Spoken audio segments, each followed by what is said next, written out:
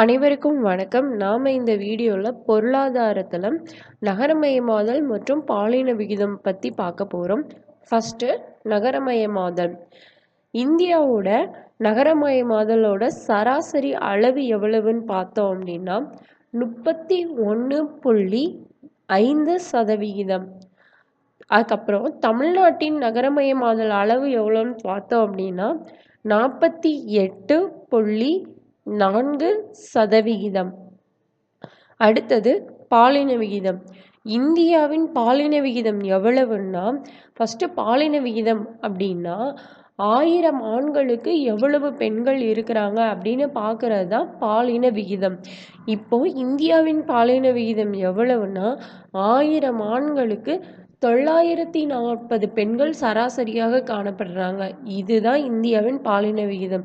இதில் ஃபஸ்ட்டு மாநிலத்தில் உள்ளது எது அப்படின்னா கேரளா. இங்கே 1000 ஆண்களுக்கு 1084 பெண்கள் இருக்கிறாங்க. ரெண்டாவது இடத்துல எந்த மாநிலம் இருக்குன்னா புதுச்சேரி. மூணாவது இடத்துல இருக்கிறது தான் நம்மளோட தமிழ்நாடு. தமிழ்நாட்டோட பாலின விகிதம் எவ்வளவுன்னா 1000 ஆண்களுக்கு 996 பெண்கள் இருக்கிறாங்க.